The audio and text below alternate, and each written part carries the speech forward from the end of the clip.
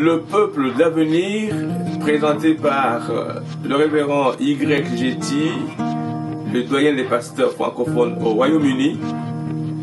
Une émission qui passe sur la chaîne Olive TV tous les jeudis de 15h à 16h.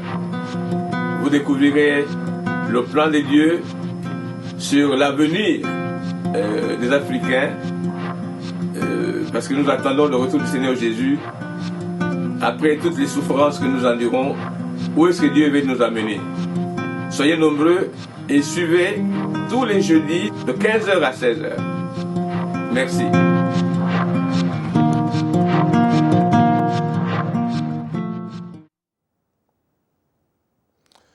Voilà, nous sommes là, le peuple d'avenir, une émission du doyen T sur Olive TV. Ça, c'est l'heure où nous parlons du peuple d'avenir. Parce que Dieu dit qu'il n'a pas formé des projets de malheur pour nous, mais des projets de bonheur, afin que nous ayons un futur. Le futur, c'est l'avenir.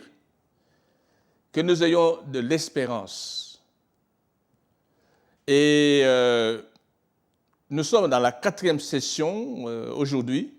Je bénis vraiment le Seigneur parce que nous allons entendre de bonnes choses et de nouvelles choses. Ce sont des enseignements que nous sommes en train de suivre pour nous préparer à entrer dans la dimension des peuples d'avenir après avoir passé tous ces événements que le monde entier est confronté avec, et particulièrement l'Afrique noire, et singulièrement la République démocratique du Congo.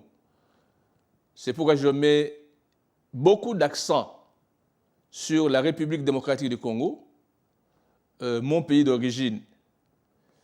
Donc, comme d'habitude, j'amène un chant et nous allons prier, puis nous allons commencer à entendre Dieu nous parler. Je suis en route pour Canaan. Je suis en route pour Canaan. Je suis en route pour Canaan. Je suis en route, gloire à Dieu, je suis en route. Je suis en route pour Canaan. Je suis en route pour Canaan. Je suis en route pour Canaan. Je suis en route, gloire à Dieu, je suis en route. Si tu ne viens pas, ne me retiens pas. Si tu ne viens pas, ne me retiens pas. Si tu ne viens pas, ne me retiens pas. Je suis en route, gloire à Dieu, je suis en route.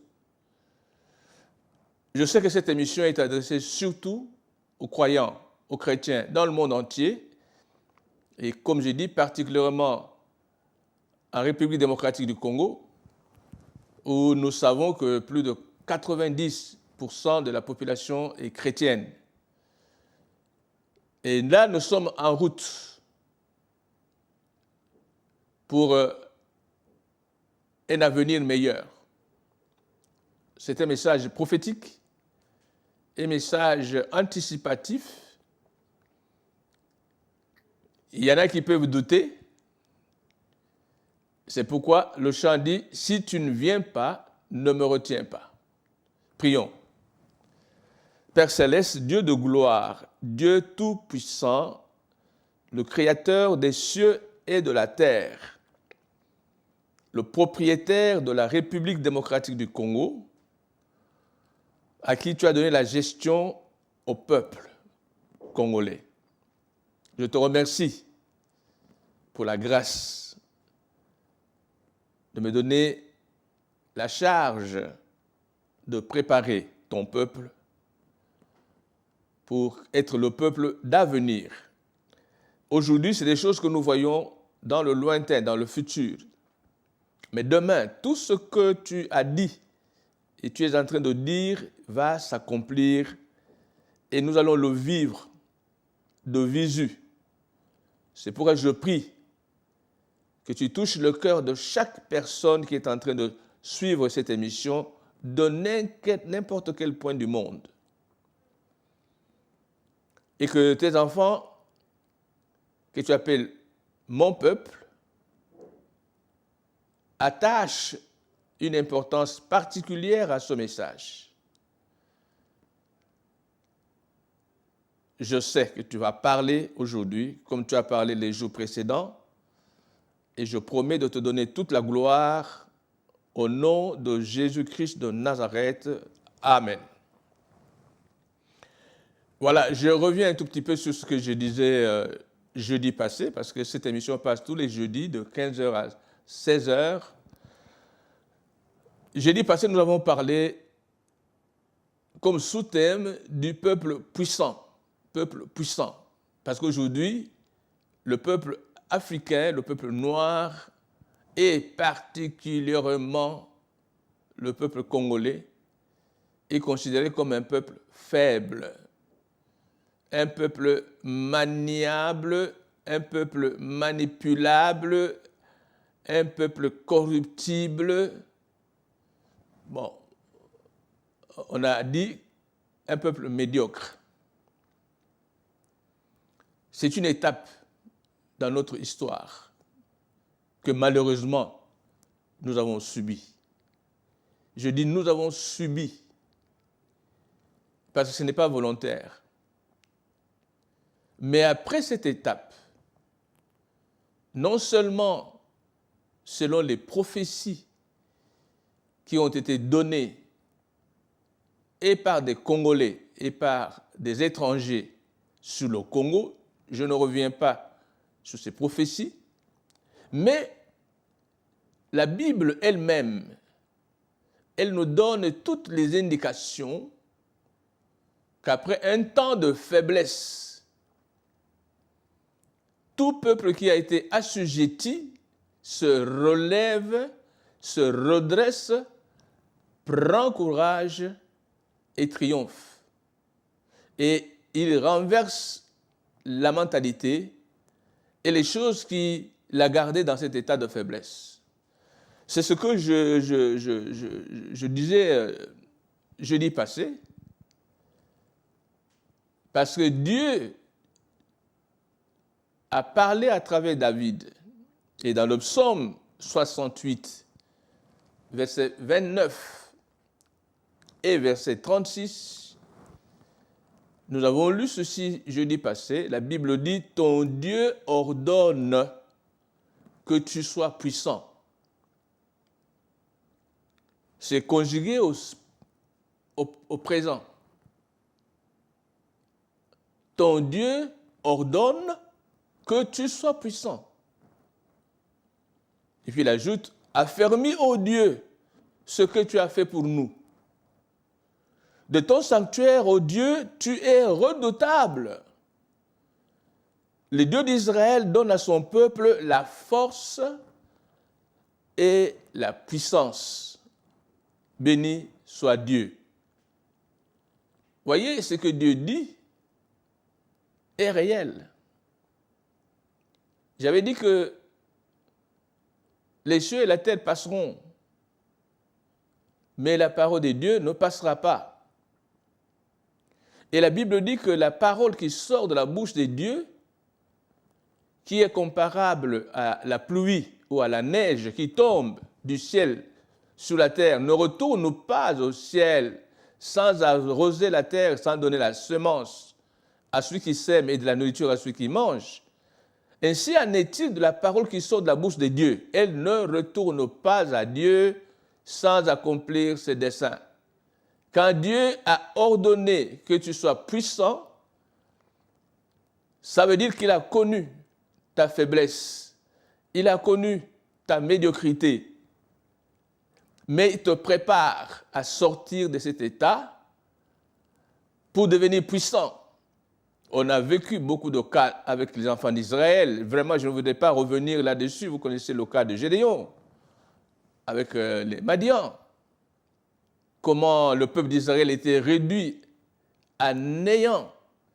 Tout ce qu'il cultivait, tout ce qu'il élevait était pillé, volé, détruit par les Madianites qui les ont envahis comme des sauterelles. Ils étaient partout. Mais quand Dieu a visité Gédéon, il l'a appelé vaillant héros. Celui qui lui-même ne se considérait pas comme ayant une quelconque valeur dans la communauté. Bref, Dieu a donné la force. Mais la force ne venait pas de l'extérieur. Dieu a dit à Gédéon, va avec la force que tu as.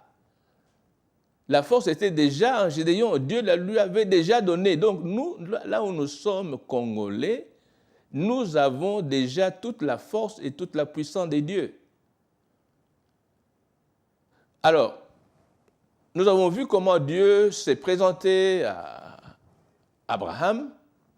D'abord c'était Abraham et puis il va changer le nom qui va devenir Abraham pour lui dire tu vas devenir père de la multitude des nations et des peuples. On peut douter comme Abraham avait douté. Mais les douteux sont des incrédules, ceux qui ne croient pas à la parole de Dieu. C'est comme je viens de chanter, si tu ne viens pas, ne me retiens pas. Il y aura une séparation entre ceux qui ont la foi, qui veulent voir les choses changer, et ceux qui sont incrédules, qui ne croient pas que dans un pays aussi détruit, quelque chose peut changer. Moi, je voudrais me mettre du côté de Dieu, parce que je sais que Dieu ne ment pas. Il n'est pas un homme pour mentir et il ne se répand pas. Tout ce qu'il a dit, il l'accomplit toujours. Donc, Dieu se présente à Abraham comme le Dieu tout-puissant.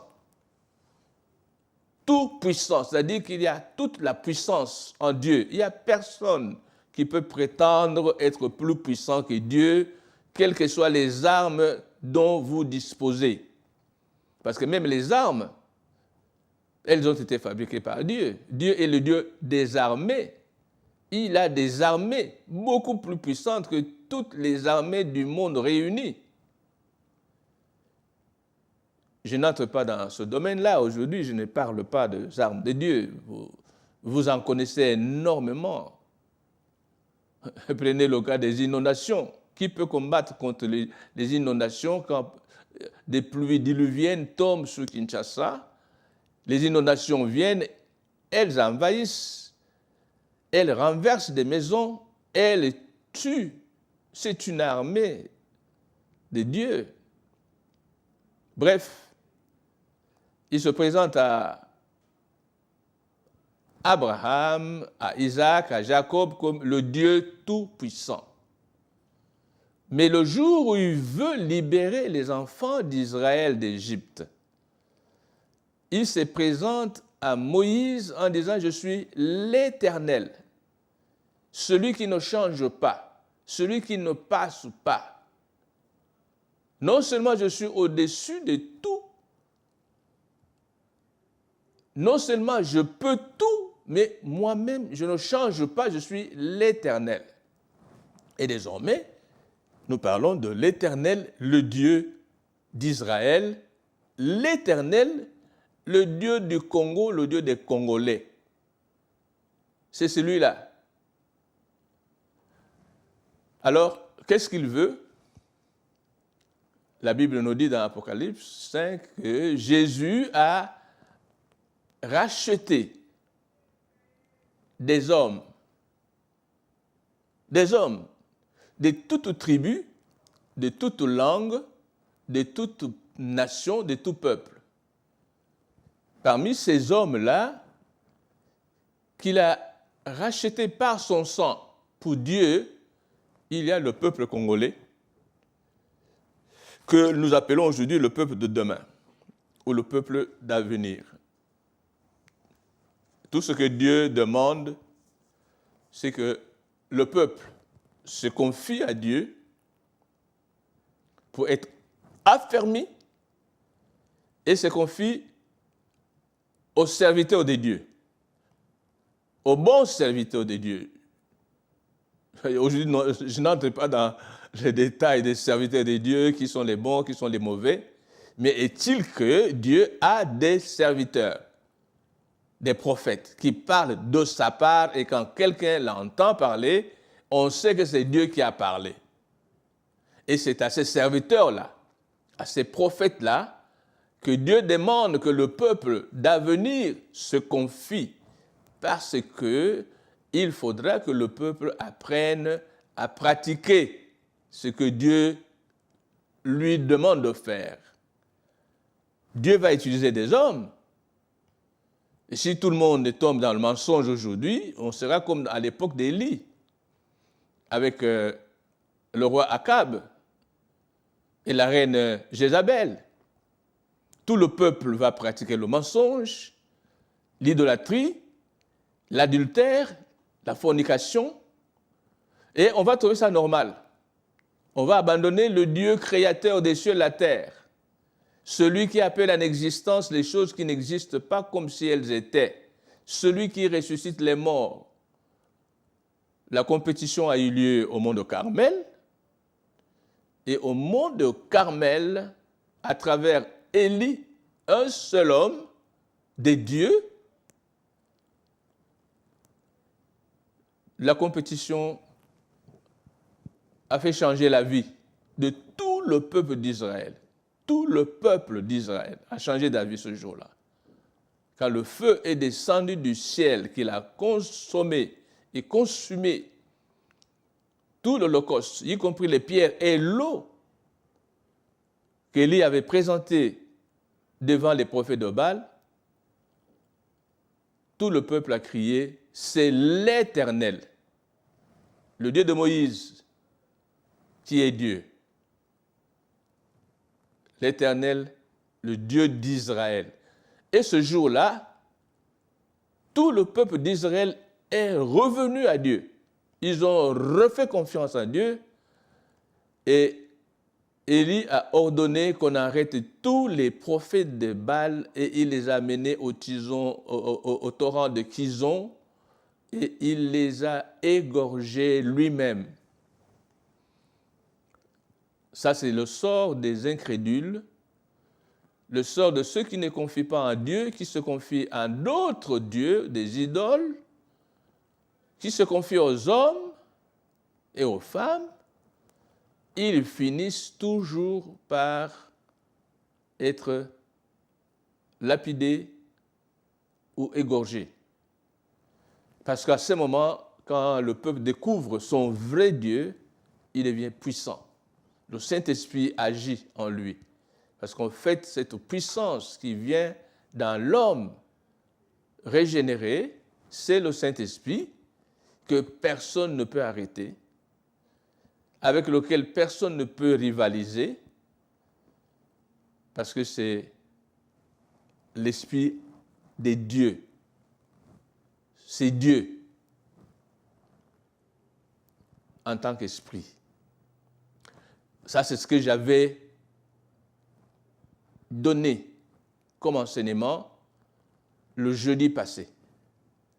Alors aujourd'hui, nous allons aller un peu plus loin parce que nous avons une série d'émissions à présenter. Aujourd'hui, je voudrais parler des ingrédients. Les ingrédients qui entrent en jeu dans la vie d'un peuple d'avenir. Et ici, je vais parler de ce peuple en tant que sacrificateur du royaume des dieux. Nous avons la référence dans Apocalypse,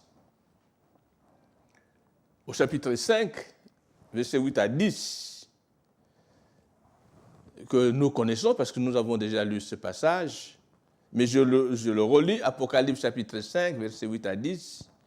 Il est écrit, quand tu lis pris le livre, il s'agit de l'agneau, les 4 êtres vivants et les 24 vieillards se prosternèrent devant l'agneau, tenant chacun une harpe et des coupes d'or remplies de parfums, qui sont les prières des saints. Et ils chantaient un cantique nouveau en disant « Tu es digne de prendre le livre et d'en ouvrir le sceau, car tu as été immolé et tu as racheté pour Dieu par ton sang des hommes de toutes tribus, de toutes langues, de tout peuple et de toute nation. Tu as fait d'eux un royaume et des sacrificateurs pour notre Dieu, et ils régneront sur la terre. » Tu as fait d'eux un royaume et des sacrificateurs pour Dieu, notre Père, et ils régneront sur la terre. Donc il y a un temps où sur la terre, avec Jésus, qui va remettre de l'ordre, il y aura des hommes et des femmes que Jésus a rachetés, qui vont régner. C'est pourquoi je suis en train de préparer comme précurseur cette génération d'hommes et de femmes qui régneront sur cette terre avec Jésus. Je suis en train de confirmer cette prophétie de Jean qui parlait des temps apocalyptiques, que cette prophétie va s'accomplir tôt ou tard, au vu et au su du monde entier. Ce sont ces hommes et ces femmes que Jésus a rachetés par son sang pour Dieu, de toute tribu, de toute langue, de tout peuple et de toute nation, qui feront partie du royaume de Jésus comme sacrificateur et qui régneront sur la terre. C'est eux qui constituent le peuple d'avenir, bibliquement parlant. Parce que nous n'y sommes pas encore arrivés. Mais nous sommes déjà en chemin, en route vers cette étape-là, vers le Canaan, vers la Nouvelle Jérusalem. Et c'est ce que le Saint-Esprit m'a recommandé de parler dans cette émission. Je sais que vous suivez très attentivement cet enseignement chaque jeudi, parce que vous devez comprendre comment aujourd'hui sur la terre, et particulièrement en République démocratique du Congo, la situation d'aujourd'hui va bientôt prendre fin. Le règne de la paix, le règne de l'amour, le règne de la prospérité va commencer pour rebâtir notre pays plus beau qu'avant. Là déjà, nous voyons le regard de Dieu porté sur la République démocratique du Congo à travers les prophéties et les choses qui se passent sur place aujourd'hui. D'un côté, il y a l'endurcissement du bras de fer, il y a de plus en plus de mal qui se commet, de mensonges qui se disent, la corruption suivie des empoisonnements, des arrestations, des emprisonnements qui se commettent. Mais il y a de l'autre, il y a la main de Dieu qui se manifeste. Pas des révélations, pas des paroles puissantes, pas des marches pacifiques. Ce sont des signes. Est-ce que vous lisez ça comme signe? Ça ne vient pas par hasard. Ce ne sont pas les hommes qui proposent cela. C'est Dieu. Dieu est en train de manifester déjà sa grandeur, sa puissance, sa force. C'est pourquoi quiconque combattra contre Dieu aura des problèmes. aura des problèmes. On ne combat pas contre Dieu parce que vous êtes humain. Tous les moyens humains sont faillibles. Donc, c'est pourquoi le sous-thème d'aujourd'hui, c'est l'amour. L'ingrédient dont le Saint-Esprit m'a demandé de vous présenter aujourd'hui, c'est l'amour. L'amour est le plus important ingrédient pour la vie dans le royaume des cieux, le royaume de la lumière, le royaume de Jésus-Christ. L'amour. Nous pouvons le voir sous plusieurs formes, comme le fruit du Saint-Esprit. Nous n'entrons pas dans cette dimension du fruit du Saint-Esprit aujourd'hui. Peut-être nous y reviendrons un jour. Mais l'amour, c'est Dieu. L'amour, c'est Dieu. La Bible dit dans 1 Jean,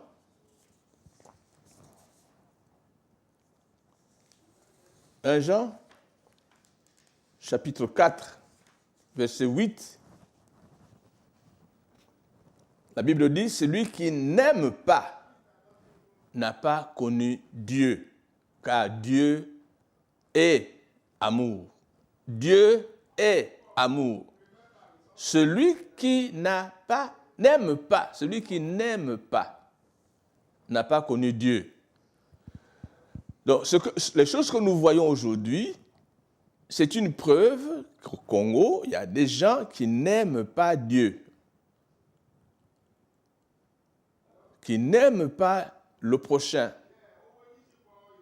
Et la Bible dit que celui qui n'aime pas n'a pas connu Dieu. C'est tout simplement parce que ceux-là ne connaissent pas Dieu, parce que Dieu est amour. Donc, je voudrais commencer à parler de ce thème-là, avant que nous entrions dans la profondeur des choses.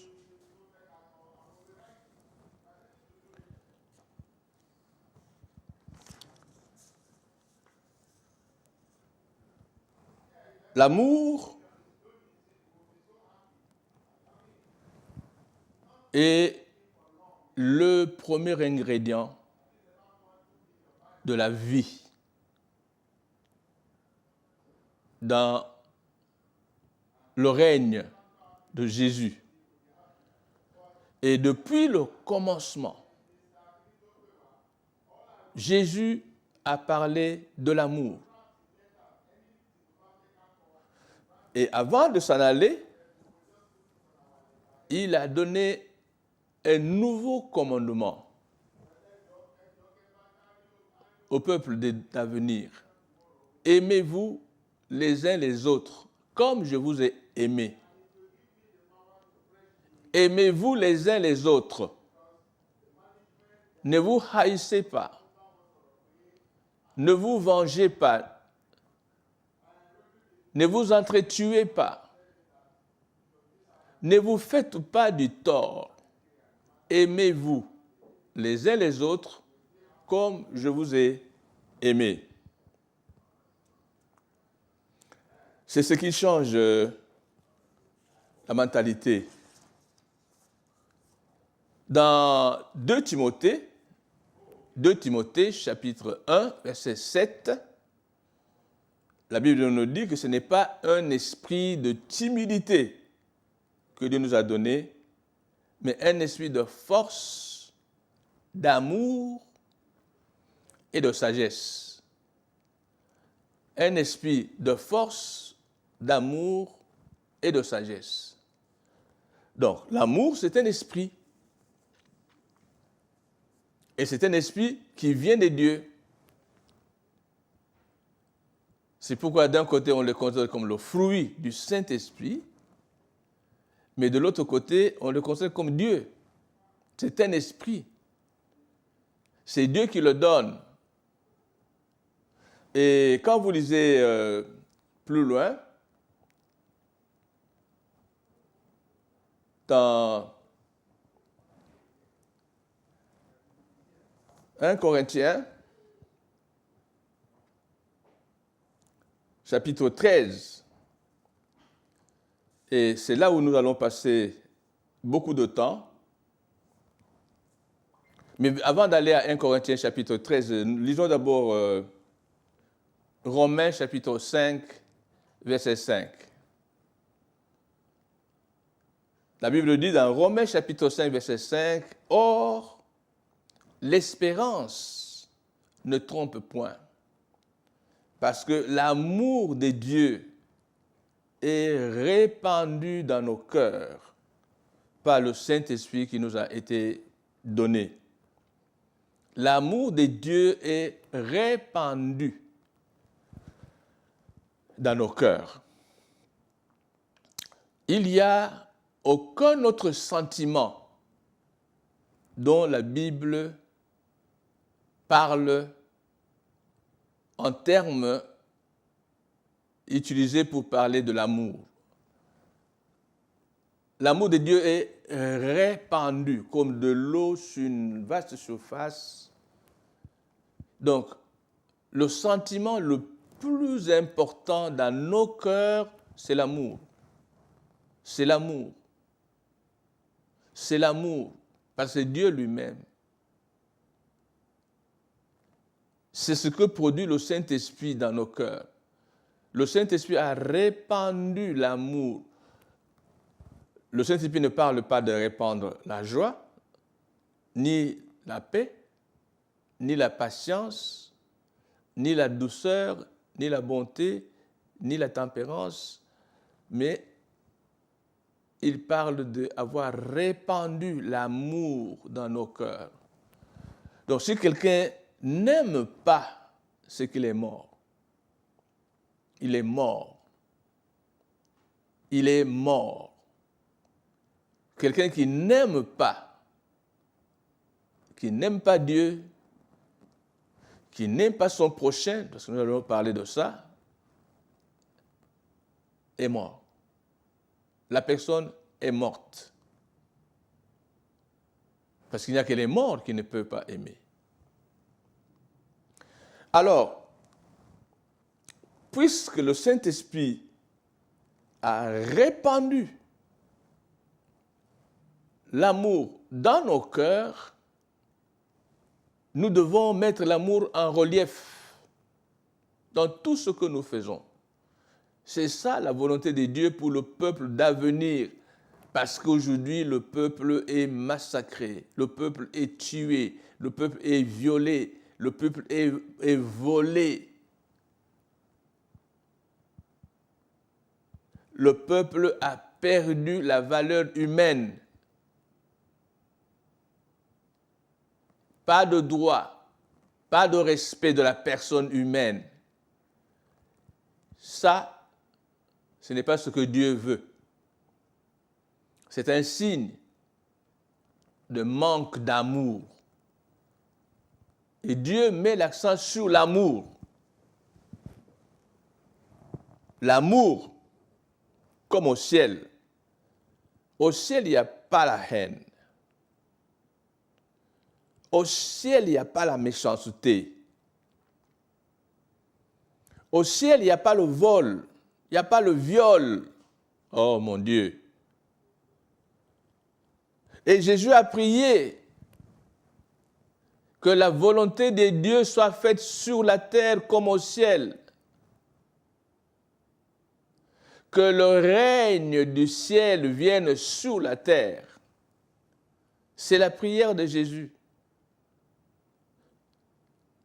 Et qui peut dire que cette prière n'a pas été exaucée par Dieu et elle n'est pas en train de s'accomplir? Cette parole est sortie de la bouche de Dieu. Elle ne peut pas retourner à Dieu sans s'accomplir. Et elle est en train de s'accomplir. Que quelqu'un soit d'accord ou pas. À cause de cet amour qui a été répandu dans nos cœurs. C'est pourquoi le peuple ne réagit pas face à certains actes de criminalité qui sont posés contre lui. Bref, il y a deux niveaux d'amour, naturellement. Le premier niveau, c'est l'amour des dieux. Tout homme, surtout celui qui est régénéré, celui qui est né de nouveau, celui qui a accepté Jésus comme son Seigneur et son Sauveur. Aujourd'hui, je dirais celui qui appartient à une église. Et Dieu s'adresse aux nombreux Congolais qui vont dans des églises. Je ne parle pas de religion, catholique, protestante, kimbanguiste, musulman, je ne sais pas. Non, je parle des églises. C'est le terme, j'avais expliqué ça, le terme que Dieu emploie. Dans la Bible, il n'y a aucune religion. Et Dieu ne prendra pas de religion. Jésus n'est pas mort pour les religieux. Il est mort pour les chrétiens.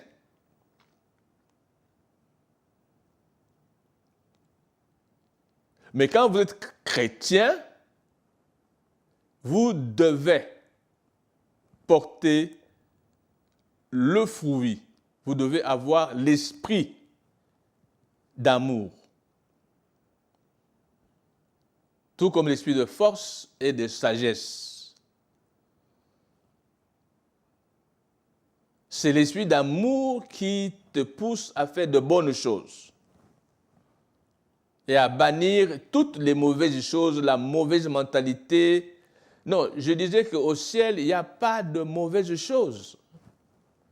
Et le Seigneur Jésus prépare un peuple qui vivra ici sur la terre comme au ciel avec lui. Ce peuple d'avenir qui ne connaîtra pas la mort comme nous la connaissons, qui ne connaîtra pas le pillage, qui ne connaîtra pas le mensonge, qui ne connaîtra pas l'impudicité, qui ne connaîtra pas le viol.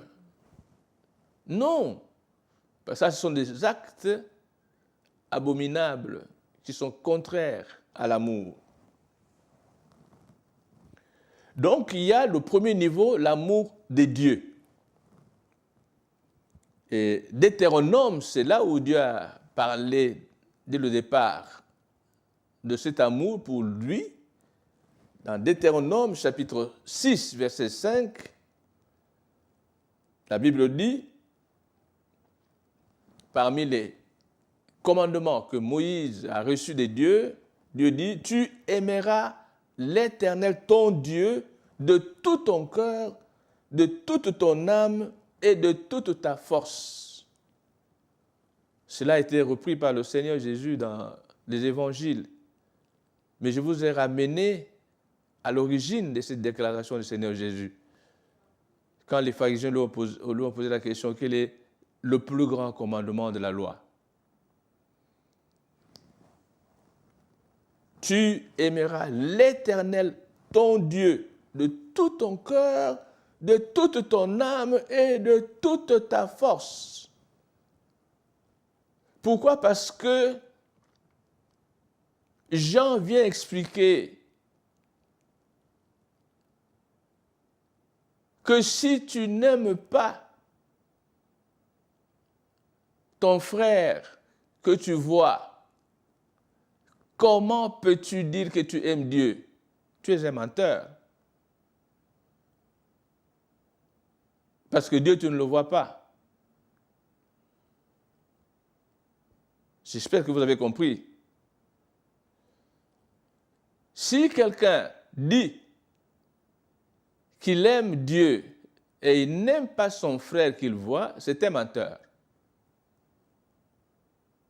Mais le premier amour, la première dimension de l'amour, c'est d'aimer Dieu, le Créateur de toutes choses, votre Créateur, mon Créateur. L'aimer en dehors de toute idolâtrie, tout simplement parce qu'il est Dieu le Créateur des cieux et de la terre, et de toutes choses qu'ils contiennent. À la deuxième dimension, c'est l'amour du prochain. Et le prochain, vous n'allez pas me poser la question qu'on a posée à Jésus, qui est le prochain? Il a pris l'exemple du bon Samaritain qui a été attaqué par des bandits sur la route vers Jérusalem.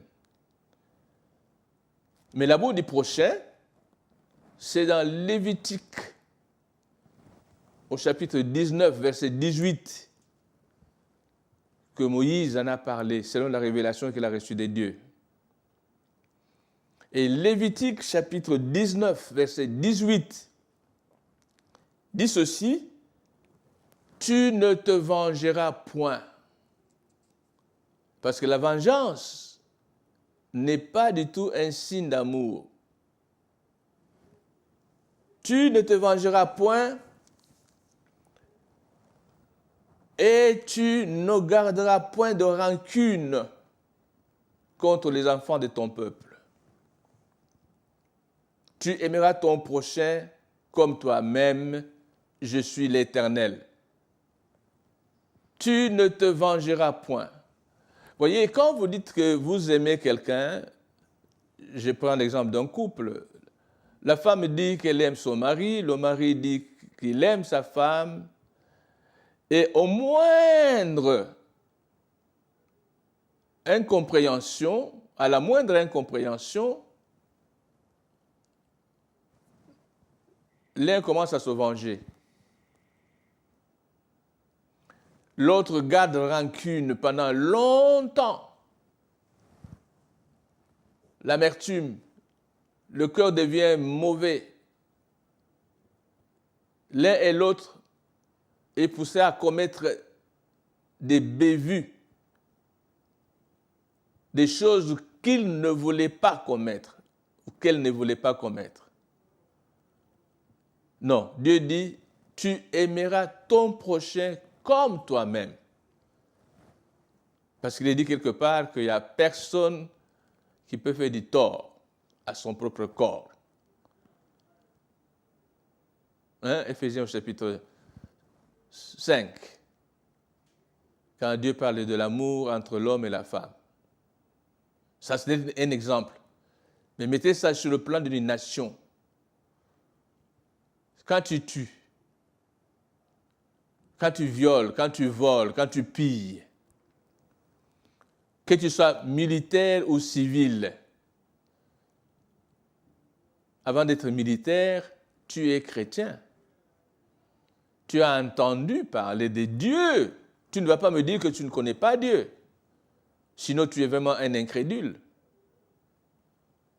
Or, je connais des militaires congolais qui sont chrétiens.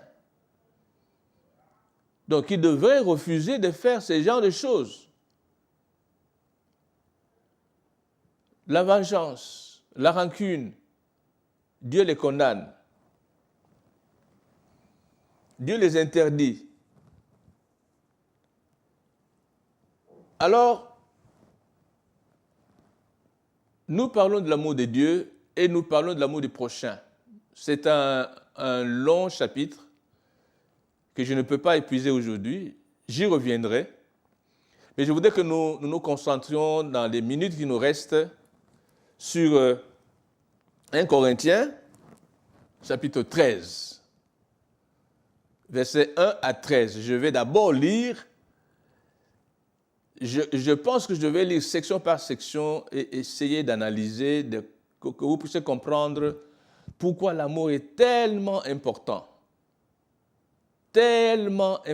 aux yeux de Dieu, pour le peuple qu'il est en train de préparer pour son royaume, les sacrificateurs, ceux qui seront là pour lui rendre gloire, pour l'adorer, comme les anges le font aujourd'hui, comme les vieillards le font, comme les 4 êtres vivants le font. Au ciel, il n'y a que ça. C'est la meilleure des vies. Parce qu'il n'y a pas de souffrance. la période que Jésus prépare pour nos nations, pour notre pays, quand tous les méchants vont disparaître. Et je suis sérieux en le disant, parce que je le crois, qu'il va y avoir un temps où toute méchanceté va disparaître. Dieu va faire balayer la méchanceté comme il a balayé le monde du temps de Noé. Et il est resté seulement Noé avec sa famille, sa femme, ses 3 fils et les 3 femmes de ses fils, sur toute la terre. 8 personnes que Dieu a trouvées justes. Dieu est capable de nettoyer toute une population, ne gardant que les justes, ceux qui ont cru. Et maintenant, c'est le temps de nous préparer à cette foi-là. Ce que je suis en train de dire, ce sont des choses qui vont se passer en République démocratique du Congo. Quand le mouvement de Dieu va commencer, personne ne pourra l'arrêter, personne ne pourra résister. Alors, il faut pratiquer l'amour. Alors, Dieu dit ceci dans 1 Corinthiens chapitre 13, versets 1 à 13. Quand je parlerai les langues des hommes et des anges, si je n'ai pas l'amour, je suis un airain qui résonne ou une cymbale qui retentit. Vous savez, aujourd'hui, beaucoup d'évangéliques, beaucoup de pentecôtistes, nous parlons en langue. Et la langue que nous parlons, puisqu'elle est incompréhensible au niveau de l'homme, ça peut être la langue des hommes, que toi tu ne connais pas, tu ne comprends pas, mais tu la parles, et tu la parles parfaitement. Tu dis les mystères de Dieu, le jour de la Pentecôte, nous voyons ce qui s'est passé. Ou la langue des anges. Parce que les anges, nous devons comprendre qu'ils ont une langue. Sinon, ils ne s'entendraient pas. Donc, même si tu es capable de parler en langue, tu parles la langue des hommes ou la langue des anges, si tu n'as pas l'amour dans le fond de ton cœur, l'amour de Dieu et l'amour du prochain, la Bible dit que tu es un airain. C'est comme un morceau de fer sur lequel on tape. Un airain qui résonne ou une cymbale qui retentit. Les 2 expressions, airain et cymbale, sont des expressions musicales. Ça fait du bruit. Tu fais du bruit, tu parles en langue, mais tu fais un bruit inutile parce qu'il n'y a pas l'amour dedans. C'est pour dire en quelque sorte que le parler en langue doit être soutenu par l'amour de Dieu qui te permet de parler en d'autres langues que tu ne connais pas. C'est pourquoi aujourd'hui beaucoup déjà parlent en langue, mais ils ne voient pas les résultats. Surtout quand vous n'avez pas le don d'interpréter les langues. Vous pouvez être dans l'église le meilleur parleur en langue, mais il n'y a pas de résultat. Or, Paul qui dit « Je parle en langue plus que vous tous », quand il parlait en langue, il voyait les résultats. Ça, c'est la première chose. Je suis un airain qui résonne ou une cymbale qui retentit. Et quand j'aurai le don de prophétiser, la science de tous les mystères et de toute la connaissance, quand j'aurai même toute la foi jusqu'à transporter des montagnes, Si je n'ai pas l'amour, je ne suis rien. Tu prophétises. Tu connais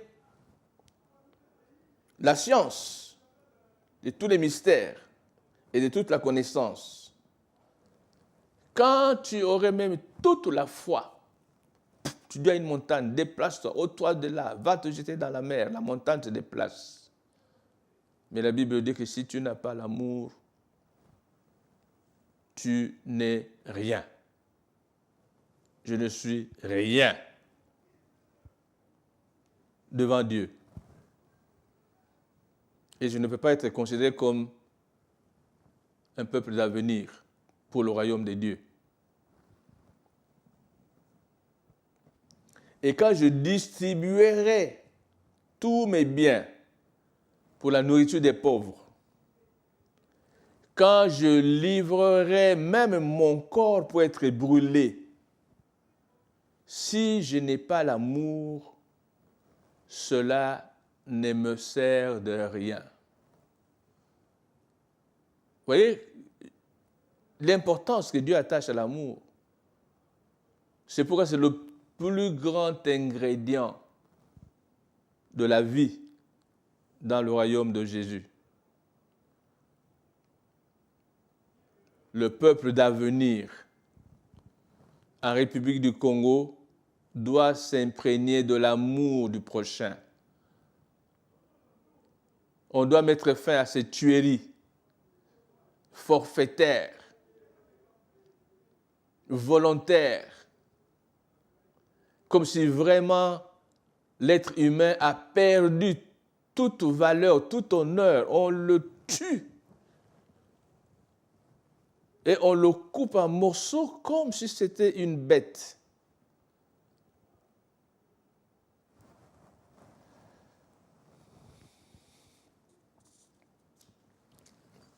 Et c'est grave quand c'est fait par des gens qui se disent chrétiens. C'est pourquoi la Bible ajoute l'amour est patient. Il est plein de bonté. L'amour n'est pas envieux. L'amour ne se vante point. Moi, mon honneur, vous avez touché à ma personnalité, à ma dignité. Moi. La vantardise. Il ne s'enfle point d'orgueil.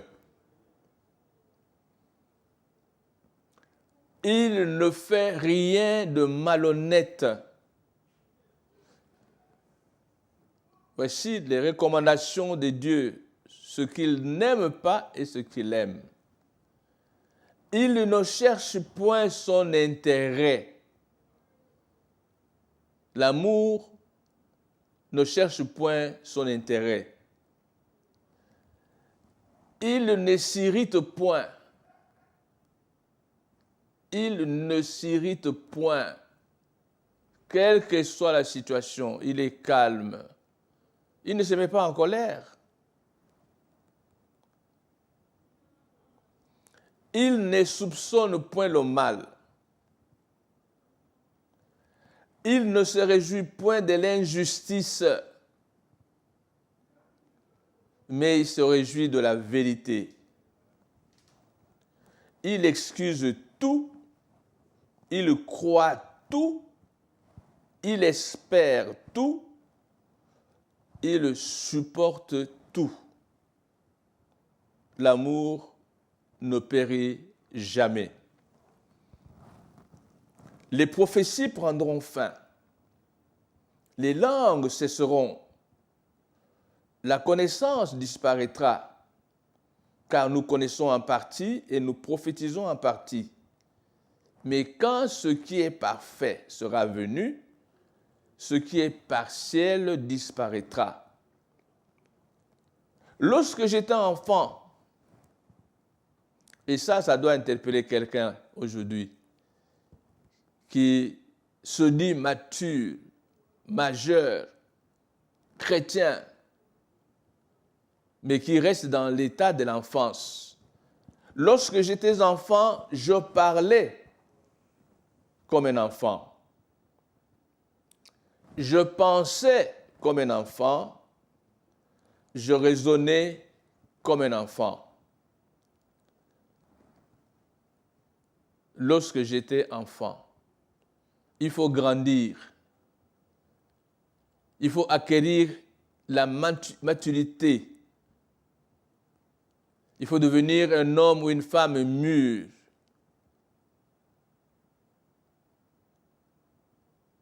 Surtout quand vous avez des parents vous-même. Quand vous-même vous avez des enfants et vous vous comportez encore comme un enfant. Vous pensez comme un enfant. Vous raisonnez comme un enfant. Vous agissez comme un enfant.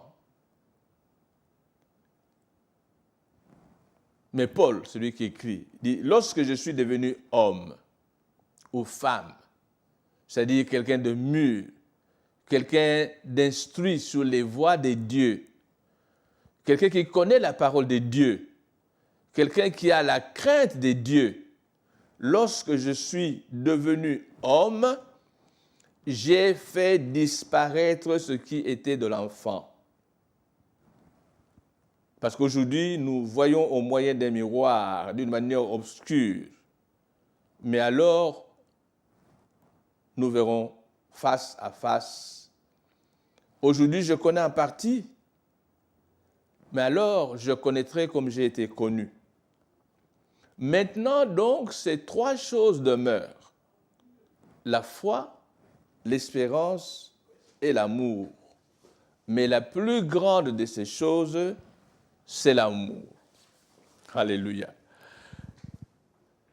Je m'avance vers la fin de cet enseignement d'aujourd'hui.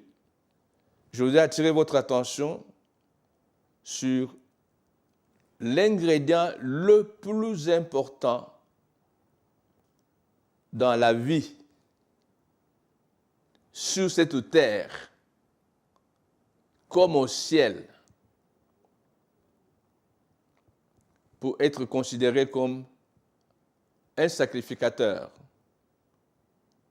dans le royaume de Jésus-Christ de Nazareth, le royaume de la lumière, le royaume de la vérité, le royaume de la paix. L'amour, c'est le plus grand et le plus durable de tous les ingrédients de la vie dans le royaume d'avenir. Nous devions commencer à le pratiquer et à le vivre dès aujourd'hui, car le monde va très mal. Dans le monde, il n'y a pas d'amour. Nous allons prier. Père Céleste, je te remercie de cet enseignement que tu as dispensé pour ton peuple, le peuple d'avenir. Tu nous as parlé de l'ingrédient le plus important et nous en avons besoin, particulièrement en République démocratique du Congo. Il n'y a personne qui peut dire qu'aujourd'hui, les Congolais s'aiment entre eux. Nous avons un réel problème de nous aimer les uns et les autres. Par conséquent, nous ne pouvons pas dire que nous aimons Dieu si nous n'aimons pas notre prochain que nous voyons. Aide-nous à t'aimer, à obéir à tes commandements et à aimer notre prochain comme nous-mêmes. Et nous allons devenir le peuple d'avenir que tu prépares. Je te remercie pour la personne qui a suivi et pour l'impact que ce message va avoir dans son cœur. Au nom de Jésus-Christ de Nazareth, Amen. Soyez bénis chez vous. Aimons-nous les uns les autres. C'est le nouveau commandement que Jésus nous a donné. Que Dieu vous bénisse. Le peuple d'avenir, présenté par le révérend YGT, le doyen des pasteurs francophones au Royaume-Uni. Une émission qui passe sur la chaîne Olive TV.